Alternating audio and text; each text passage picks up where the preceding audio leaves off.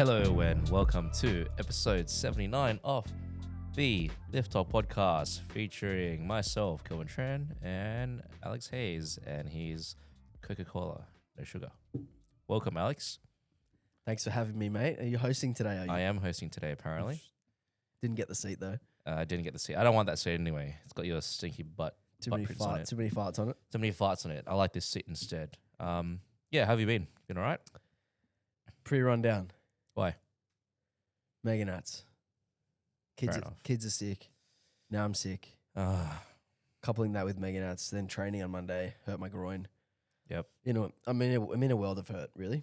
Yeah. And the right. Rockets are down 0-2. But this is going to come out Thursday next week. So the Rockets are going to be back to 2-2 when everyone listens to this. I'm making that prediction. We're going to be up 3-2 by the time this episode comes out. Sure. Yeah, dude. Put the real score on. Rockets swept. Fuck. Nice. So today's episode, we're going to talk about why everyone seems like they're in a rush. Something that I thought of, and I don't know if you agree. Do you think that everyone is in a rush these days, like both in powerlifting but in life and stuff as well? What do you think about that? I definitely feel like people who come into powerlifting are in a rush most of the time. And I think that's pretty normal with a sport like powerlifting, where when you are new, progress happens really fast. You get instant gratification. You know, one training block or two training blocks and your maxes are up 10 kilos when you start. And that's very normal. And I think that that's what keeps people like coming back for the next training block. But I also think that it can make the expectations unrealistic because you extrapolate out 2 training blocks and you go, fuck, if I continue progressing like this in 10 training blocks, I'm going to be coming 100. third at nationals. And I think that's when it can become problematic. I don't feel like people who have been into powerlifting for 2-3 years plus are in a rush most of the time, if they have their head screwed on and if their coach is, you're not fucking blowing smoke up their ass, which does happen. I feel like it's mostly the newer people. What do you think? Yeah, I think there's a bit of a curve here where when you start powerlifting, you kind of have this expectation that your progression is going to look some sort of way because of the way that you've been progressing. And then there's a tipping point where you realize, oh shit, my progress is slowing down. Or that could also lead to like one of two things. Oh shit, my progress is slowing down. Okay, I understand that what was happening the past few blocks, months, or year was because I'm new and I was reaping the rewards of like starting something new. That's one sort of like train of thought I think some people think about. The other train of thought is, oh shit, I'm slowing down now. Let's push harder. And not usually, but sometimes that can lead to a lot of burnout, lead to injuries. And then through that adversity, through that injury or pain or whatever, then they realize, oh shit, I was just pushing way too hard, way too quickly. And now I kind of need to like be a bit more patient with my training and my progress. I feel like there's a tipping point usually that happens for a lot of people. And then that's also the tipping point when people may decide to quit as well. Well, yeah, that's what I was going to say. That's the third one. The third one is it's getting too hard now and I'm unwilling to add training in. I'm just going to stop. And I think that's actually frowned upon. Quitting powerlifting is actually frowned upon. And we did a whole episode with Beck a couple of weeks ago about why people quit and how we can get people to stay around longer. But I also think that there's almost an unrealistic expectation that people are going to want to do powerlifting for 5 years or plus. I don't think that's actually realistic. And I don't think there's anything wrong with people going, cool, that was fun while it lasted. Now I'm going to find something else to do. I feel like that idea gets shattered. It's like, oh, you're soft and oh, you quit too early and oh, you had so much potential. And, you know, we can say that as people who've been in this for a long time, but sometimes people just fucking get bored or aren't willing to keep progressing and they want to go and do something else where they can be a noob again, make noob progress, feel good about themselves, and then go find another hobby. I think that that's really interesting because I think a reason why quitting powerlifting when you feel like it gets too hard is frowned upon is, from what I've seen historically, is because of the way that their coaches perceive it. What I've seen is someone might quit powerlifting and then, a coach might take it personally, or they might think that it's because of their coaching or their programming or whatever that's causing them to not want to powerlift anymore. When the reality is that they just don't want to do powerlifting. They want to try something else. That's just classic coaches trying to make everything about them, and that's just so standard. Yeah, and then like when someone quits and actually just doesn't want to powerlift anymore, and then they get frowned upon and they go like, "Oh, you were too soft," or like, "You had so much potential." I think the other issue is when it comes to a powerlifting coach, and I had this discussion with Jacob Sofianos the other day at Meganats. I've seen with some powerlifting coaches that they're so boxed into powerlifting and they've made it their niche, which is fine. Like, it's totally fine to have a niche. But if someone wants to go like, hey, I still want to do some sort of lifting, but I want to incorporate more like hypertrophy in it. I don't really care about like getting as strong as I want. I want to get a bit more jacked as well and incorporate a different a different kind of training to their different kind of programming to their training. I feel like powerlifting coaches who are so boxed into the niche of powerlifting would go like, oh no, you can't do that. Like, you have to keep powerlifting, otherwise you're not going to get strong. When the individual or the client, that's not the ultimate goal anymore. Like, their goals have shifted and changed.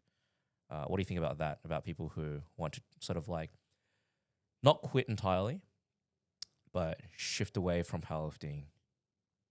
Well, I think that this is actually a broader discussion about the direction in which powerlifting programming has gone. And I feel like we're in this meta right now where everything is highly specific and high frequency. There's not a lot of wiggle room. Programs look the same block to block. There's not a lot of variety. There's not a lot of input from the client to the coach about what they want. It's more like, hey, this is what's worked for you, so we're just gonna run it into the ground. And I think what that does is it takes a lot of the options off the table for ways to get stronger and ways to improve. When you look back at the programs that people used to follow in the early 2010s, frequency for the most part was a lot lower than it is now. Things were more spread out. There was more bodybuilding training in there. There was often more variety in the off season for powerlifters. There was GPP work. Like, even in Westside, they do GPP like after most of their sessions. And we've gone so far away from that people are scared to go away from their highly specific training program because they don't think that they're going to progress if they're not doing it. Yep. But I actually think that they're more likely to progress in the long term if they are able to vary their training more. So I think I have absolutely no issue with people being like, oh, I want to take a step back now. I want to do some bodybuilding. I want to do maybe some plyometrics. I want to do whatever it is, some weightlifting. I got no issue with that. And in fact, I actually encourage my clients to come to me and say like, hey, I'm really excited by X or Y at the moment. And I'll find a way to put that in there because I know that if they have ways to enjoy training outside of SBD, they're more likely to keep coming back. And then when they get to their SBD, it's not tiresome. It's not monotonous. They haven't done it 5 times this week already. It's not boring. But then when we get into a comp prep, we can turn the dial up on those things. And, they're usually excited by that because it's not what they've been doing all year. And that's also really, really important, is that we want to reap the most out of the high specific training, which is going to be close to competition. If we're doing it all the time, we don't get much out of that competition peaking block because it's too similar to what we've been doing all the time. But if we spend more of our time building qualities, building a base, when we go to actually peak that base and we start to sprinkle in some of those things that we know work particularly well in a shorter time span, you can actually get more out of that peaking phase. Yeah, and I think it ties into what I was saying about that tipping point where people kind of have to decide what to do at that point when they start to realize that their progress has slowed down. The reality is that there are options available to you that you can turn towards to vary your training and adjust your training. And I feel like a lot of people, because of perhaps what's been told to them, they feel like they're very stuck and very locked into like what they have to do in order to make progress. Yeah, and I feel like a lot of coaches struggle to think outside of the box with the way they program, and they're almost scared to like decrease frequency or decrease specificity at any point in the year because they feel like that's the best way to do it. And a really good example of this is the guy who won the 93 juniors on the weekend, Lachlan King. He totaled, I think, 805, and he had a deadlift which would have given him 820, which would have been the open total record. And he got it to the top and like beat the down call because he kind of lost his balance. So he basically did 820. His coach made a post about, his coach Declan made a post about his training split, and he runs an upper lower split and he benches twice per week. And he's the most jacked guy out there. Yeah. The strongest. His technique was very sound.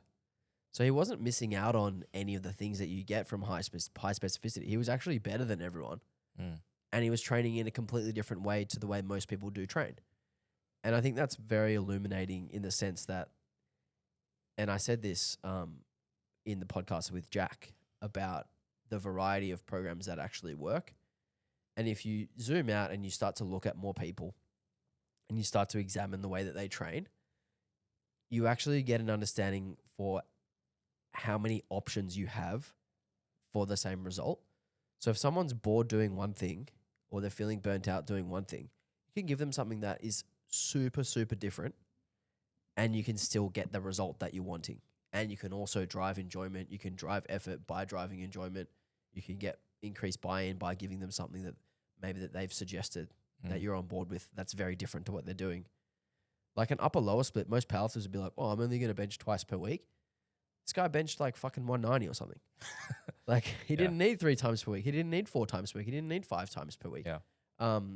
So I think at some point we got to get back to the basics and remember that building muscle, like in most cases, the most muscular person wins the powerlifting competition. Pretty and much. It really makes a lot of sense. Like muscles are the things that produce force. Maximizing your weight class and having the most amount of muscle in your frame as you can for the weight class that you're going to fit in is going to give you the biggest advantage.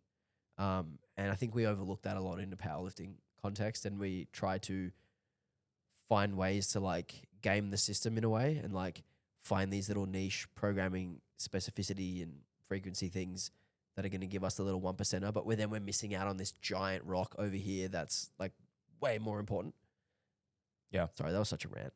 That's okay. I think that it kind of ties into what I've got next, which is about social media and how that ties into giving the illusion of progress. But also, I think some people might be so bought into the high specificity sort of programming because of social media as well. And people going like, oh, I bench 6 times a week and therefore I bench 200 kilos or 220 kilos or whatever.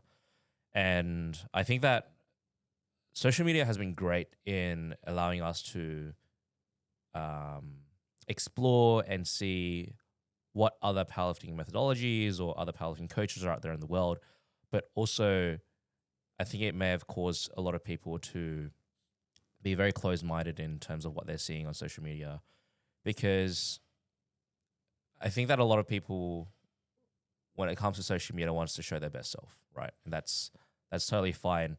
And I suppose it's very natural for you to want to post your highlights and your PRs and things like that. You want to show it off and you want to feel good about it. But what ends up happening is when you look through your social media and you're flicking through, all you see are PRs. All you see are people doing rep PRs and all their highlights and breakthroughs and stuff like that. Even when someone has gone through like a plateau, they don't post about the plateau. They post about them coming out of that plateau and hitting a new PR after being stuck in the trenches for so long. And I think that this perception and this story that's being built on social media causes people to think that their progress or their journey is going to be the same, where like they should be having PRs at the end of every block. They should have this breakthrough all the time. And yeah, I think that because of this, people aren't as they think that suffering and they think that being patient is not the norm. But yeah, what do you think of that? Yeah, I completely agree. And that is a big part of why I post like all my training on my Instagram. That's true. You do post all Because your training I'm all the like, time, this was just every a pretty, day. this was just a pretty like meh session, or like, oh, this is a good session, or oh, this was a shit session. And I think, you know, the reality of is like about 60% of our training is like pretty run of the mill average. 20% is really good. 20% sucks. That's pretty normal for most people to have some sort of breakdown like that.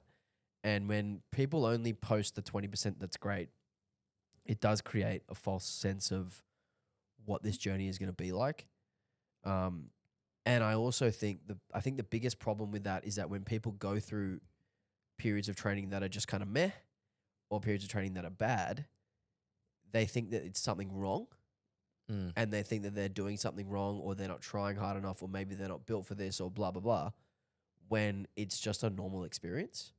You know And what? I don't think sorry. a lot of people share the normal experience and make the masses aware that most training is kind of just run of the mill. And that makes it hard for those people to kind of feel like they belong. You know what actually makes me very frustrated is when people are going through some sort of like their training is not going as well as what it used to be, or they're going through an injury that's not allowing them to push, and they just say like, oh, I just wish I could be like that again. Like, I just wish that I could, you know, feel good again. I wish that I could just like do XYZ again, which is, I understand the ambition and understand the motivation to want to get yourself back to that point. But the reality is that you're not fucking there. The reality is you're not where you wish you were. So I find that it's quite futile to think like, oh, I just wish I was there, and keep hoping that you're at a certain point, when really you should be focusing on what you can do right now to maximize your whatever opportunity you have right now, and to learn and to grow with what you're capable of doing and your abilities at this current point in time, than constantly wishing and having your mind and perspective elsewhere, when you have so much that you could actually do in this current point in time. Yeah, I think I don't have any issue with people posting like, oh, I can't wait to get back to this, or I wish I was at this strength level. I don't have an issue with that, so long as it's not getting in the way of, like you said, doing what you can do now to get out of it. Because instead of thinking like, you know, I wish I could go back to my best squatting, or I wish I could go back to my best benching, you need to think about why you're not at your best squatting or your best benching, and what you can do differently to get yourself back to where you were, and focusing on that, focusing your attention on the now and the steps that you need to take to get back to your best. I do actually like when people reflect on when they were at their best, because sometimes it can help you pick up things about what you were doing back then that can help you kind of reverse engineer that and get back to it. Particularly with like technique and stuff like that. Watching old videos of some of your best lifts and be like, oh, I'm not doing that thing that I'm not doing that thing that I was doing then. Now I'm going to go back to doing that, whether, you know, whatever technique it is. So I don't mind that so much, but the idea that it's getting in the way of like following the steps to get back to where you want to be is obviously, you know, a waste of time. Yeah, and it's a waste of time when people are like, oh, I wish that I was there, and they're not actually putting much effort into what they're doing right now because they're not at where they wish they were. I think that's the thing that I find most frustrating, is when someone is half-assing what they're doing now in training just because they can't like do what they were doing before. Like, sure, you may not be able to squat 200 kilos at this current point in time, but that doesn't mean that you can't focus on improving your technique now and making things move better now, so that when you do get back to that point, you can do that, but even better. I think that's really, really important. Yeah, there is always something that you can do in the now. Even if you're injured, there's always something that you can do. Even if you feel weak, even if you feel whatever, there is always something that you can do in that moment to move you forward, even if it's not the thing that you want to do. Yes. Like, if all the options are off the table of the stuff that you like doing, find some shit that you don't like. Like, because there's always something. Yep, I agree. And I think the next part that I've got here is about comparison, right? And we mentioned briefly about comparing ourselves now to our old selves, like where we were before. And I think that it's, like you said, sometimes, yes, it is useful to think about what you're doing before and what you could be doing better. But I feel like when people start to compare themselves to other people, whether it be someone that they've seen on social media or someone in the same weight class, this causes a sense of urgency that they need to be at a certain point when they're really not. And this causes people to feel like they're on a time crunch, like they're in a rush. They need to get to a certain point. They need to be as strong as someone else. And I think this is most specific when people start to compete in a specific weight class and they've had a bit of a taste of like, maybe they're going to bench nats or like they've hit the QT or something. They start to compare themselves to other people in the weight class, especially when they're new. I find this quite an issue, especially when they're new and it's like their first nationals or something. And they have this expectation or this desire to like be battling it out for a podium. I don't see an issue with the motivation or the ambition. I think that's great to have that kind of fire and to keep stoking that fire. But I think it's an issue when people start to think that they need to be at that point in a very short period of time. I think something that I've realized is the best lifters in powerlifting aren't the ones who've progressed the fastest, or they're not the ones who've gotten the strongest in a short period of time. It's the ones who've just kept lifting and stayed consistent over a long period of time. And I think, comparison, it really is helpful and useful sometimes to know where you're at, where you stand, but you need to be using it productively.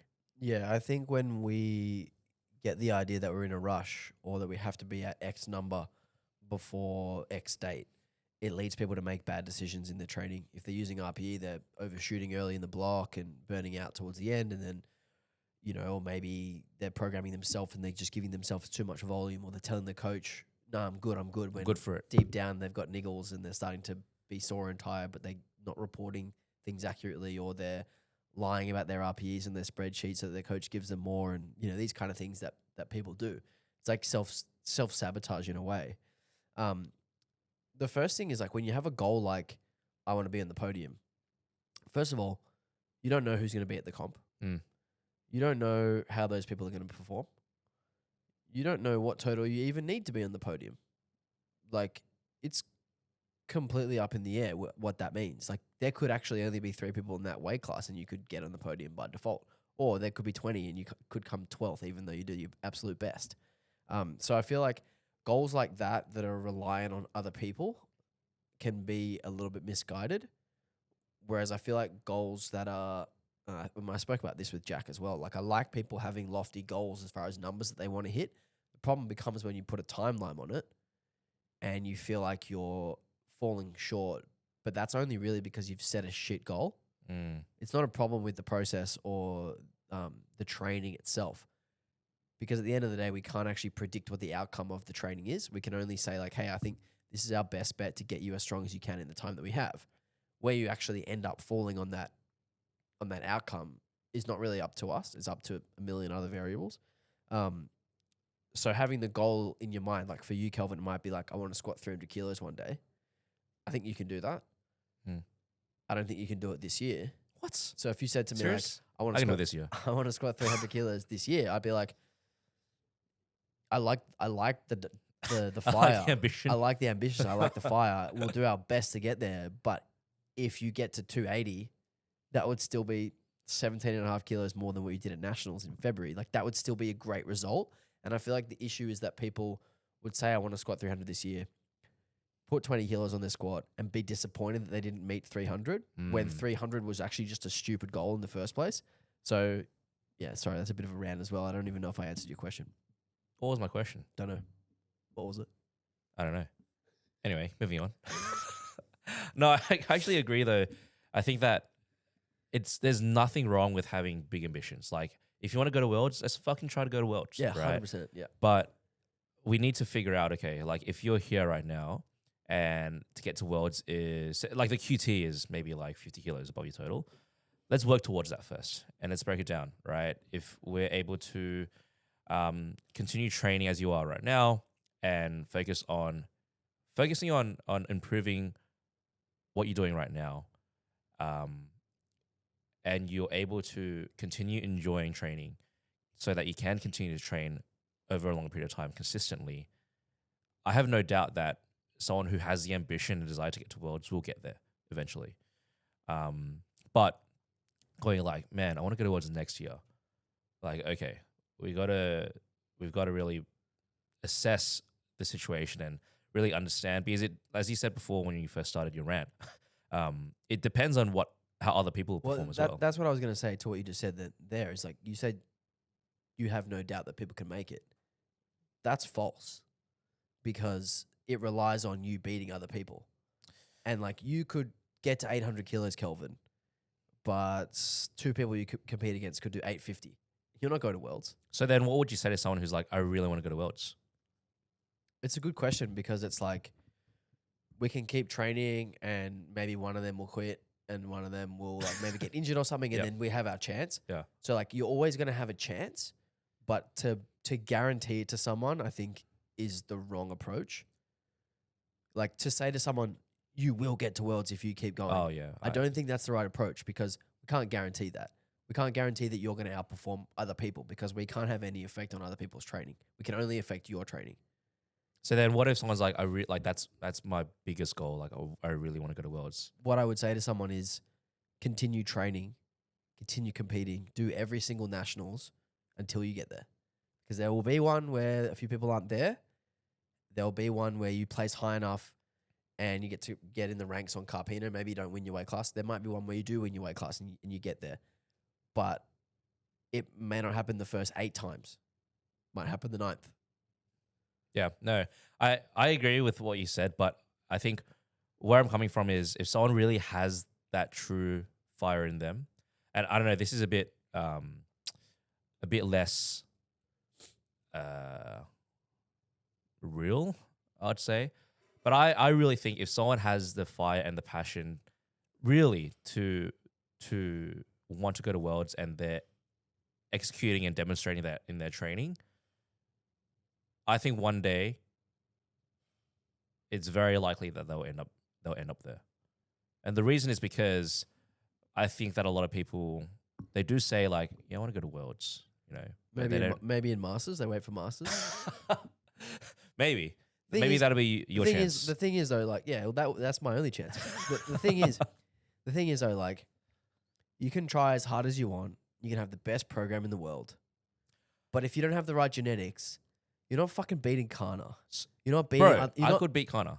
You could beat Kana, maybe once, if he didn't turn up to nationals. Bro, that's so rude, man.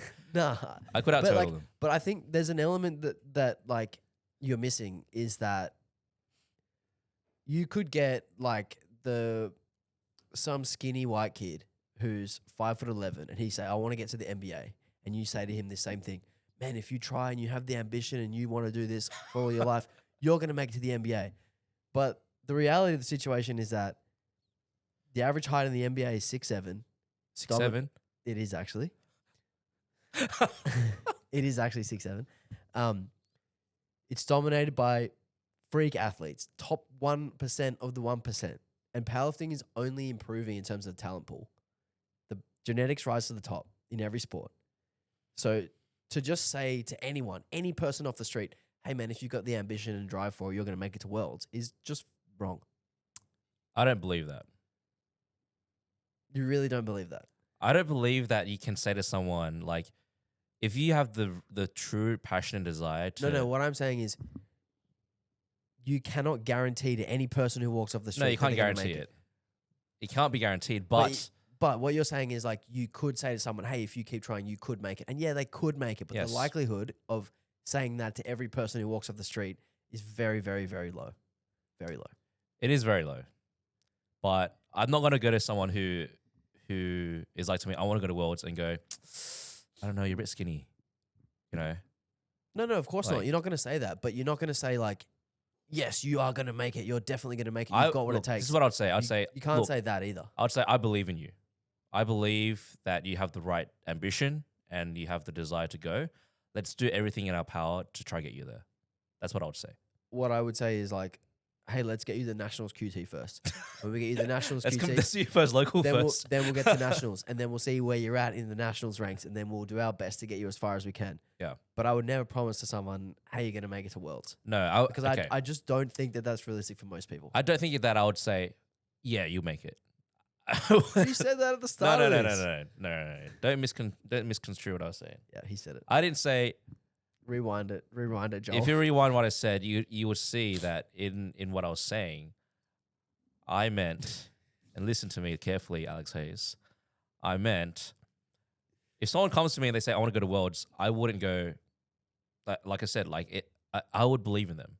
I'd believe in them and put my belief in them, and do everything in our power to try get them there. Of course. 100%. Of course. But that's not guaranteeing that they're going to get there. That's a very different thing. Like, I want to get my clients as far as they want to go, and I'll do my best to get them. If they want to go to Worlds, I'll do my best to get them there. But if they do not have the genetics to get there, they're probably not going to make it. There's probably going to be people who are going to beat them. There's probably going to be people who are just in a better situation. Maybe they've got less work stress, all these other things. They're younger, they're progressing faster, whatever it is. It's just very hard to promise someone, hey, you're going to be the best in Australia at this and you're going to earn a spot in the world. No, you can't promise anyone that. That's what I'm saying is like, you can say to them, hey, we're going to do everything in our power. I'll do my job as best I can. You do your job as best as you can, and we'll get you as far as we can. But you can't just say to someone like, I don't think you got the genetics to be No, the I would best. never say that to someone. No. But that's the truth. So you wouldn't say it, but in your head, you would think, nah. Well, I mean, I'm sure you've got plenty of clients who, if they came to you and they were like, hey, I want to make it to Worlds, in the back of your head, you're like, man, that's really unlikely.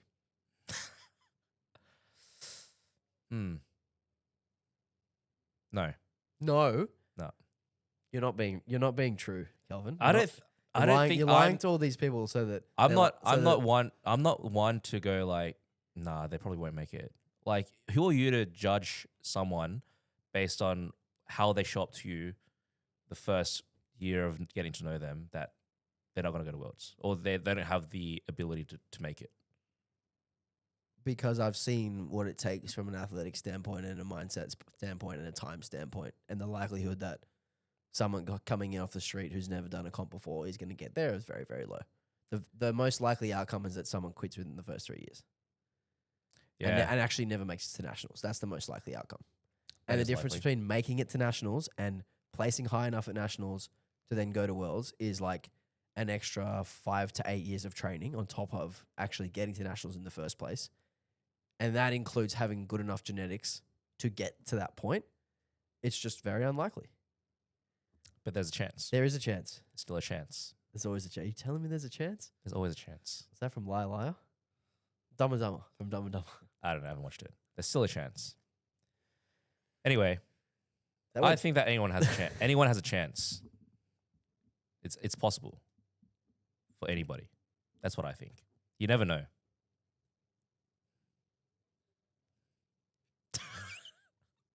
Why are you looking at me like that? Sure, if that's what you think. All right, moving on. How do we stop comparing ourselves? Do we just stop caring? Is that the key? Do we just stop caring about what other people are doing? Is it that easy? Do we have to stop?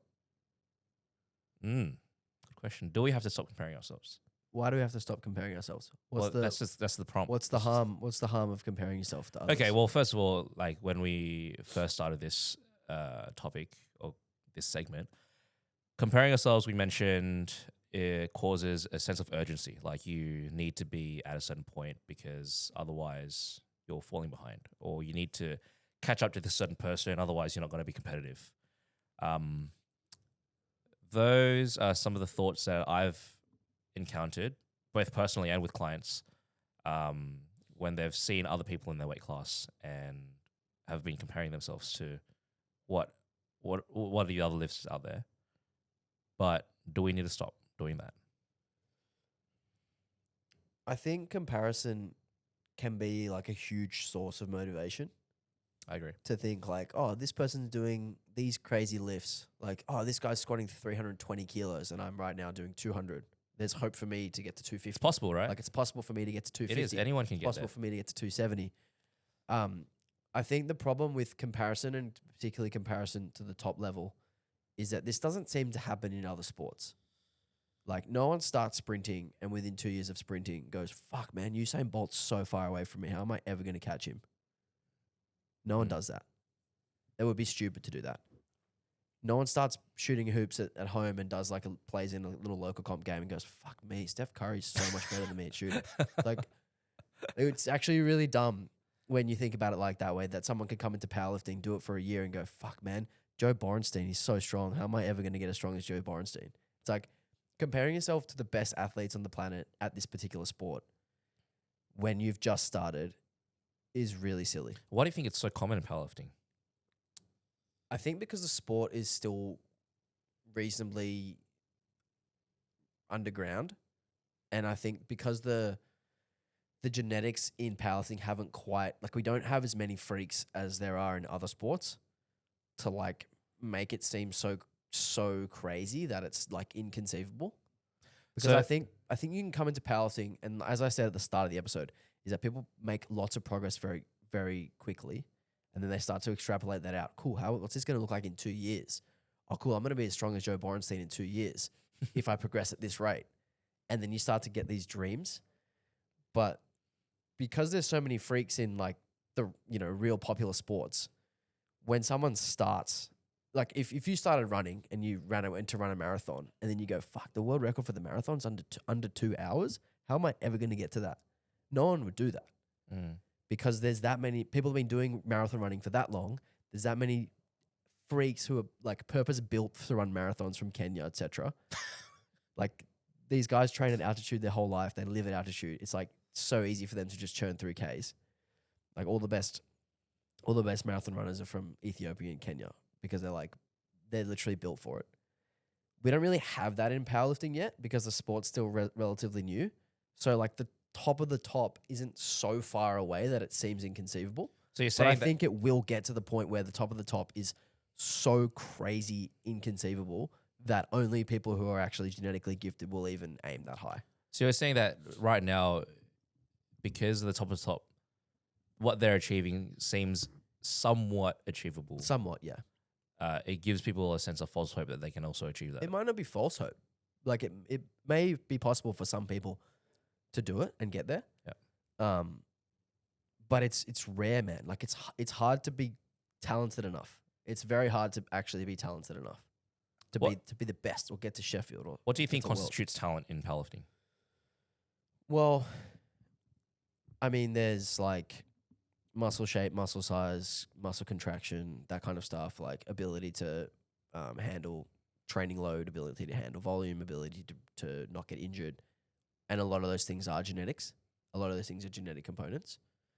And then there's the ability to like handle adversity and go through tough periods of time. And again, that's largely genetic. Yeah.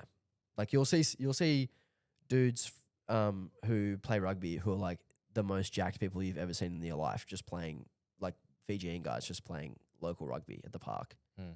And actually my brother-in-law, he coaches rugby.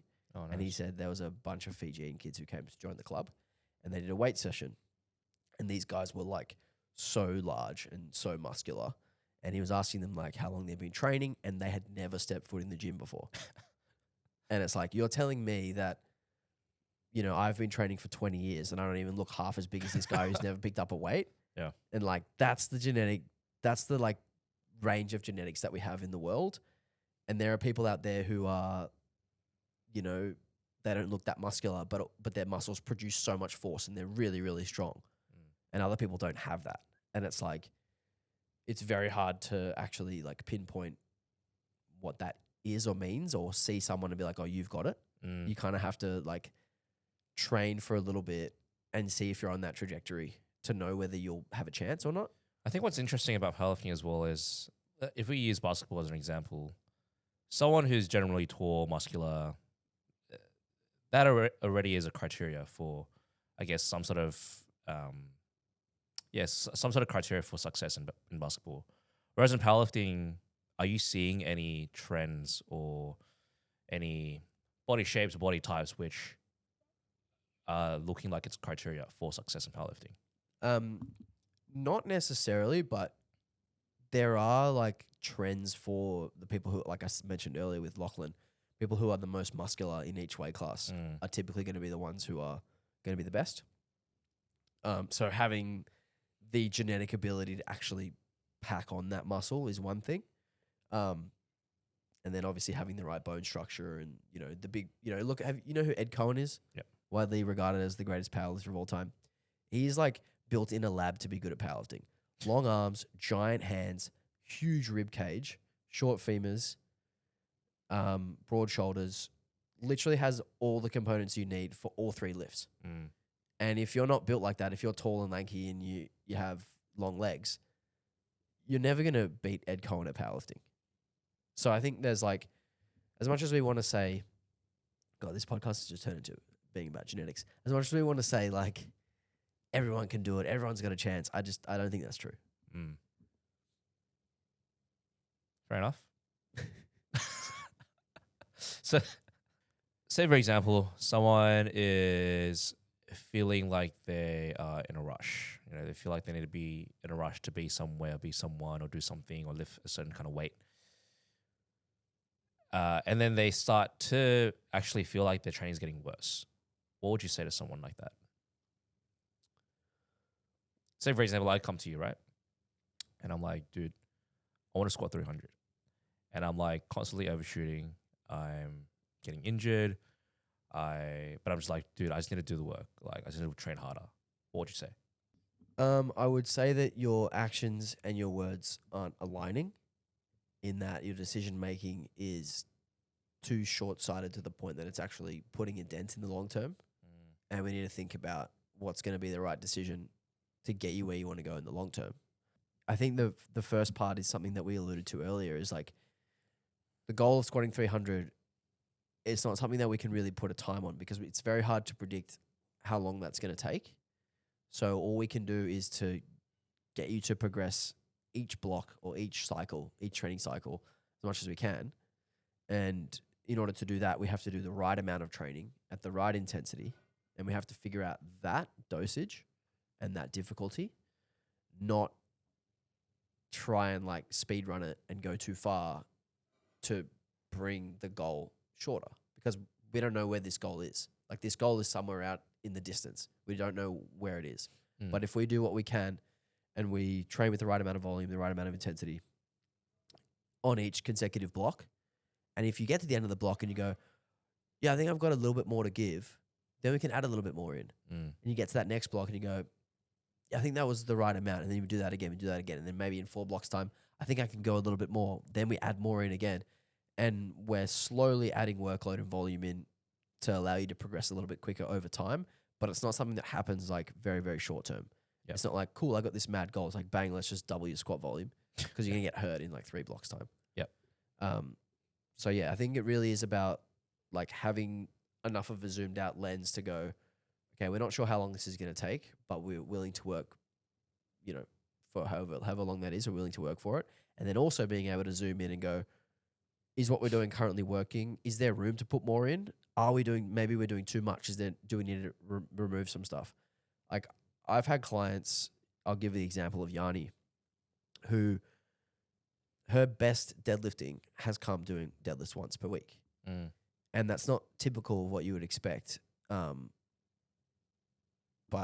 whenever we deadlift twice a week, her deadlift goes backwards. So if her deadlift has historically been her worst of the 3 lifts, and she wanted to bring it up, we're like, okay, we'll try and add some more in, and it just never took. Yep. So if we like banged our head against a wall and tried to just keep adding deadlift volume for her, it would go backwards. It's theoretically more. Theoretically more is better. But for her, she deadlifted a PB at nationals. She did 3 sets per week total of deadlift. Yeah, right. For the whole prep.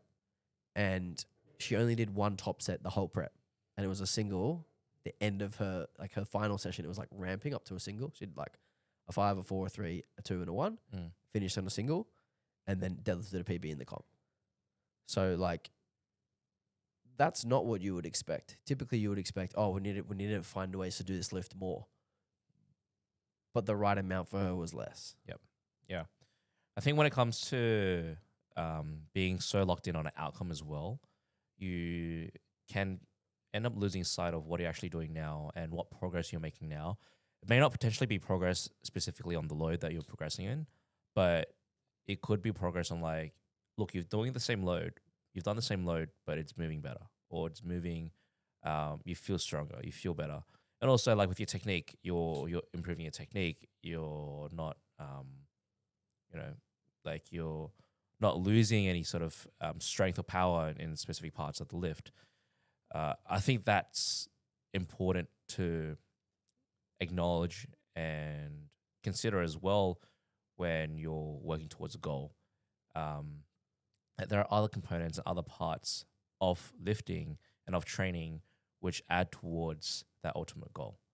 But being so pinpointed, narrow-sighted on the end outcome and thinking that doing singles at heavier load is the only way to get to that point is very short-sighted and quite narrow-minded. And I think that can end up causing people to, push too hard when they don't need to, and not actually do the work they need to do. Actually, like push your accessories, push your back offs, do the work that will help you build your base. So that way, when you do get to a point where you can express your strength, then you're able to actually do so and show more of that strength. Yeah, that's so true. Is that powerlifting essentially is the performance at the top end of those lifts.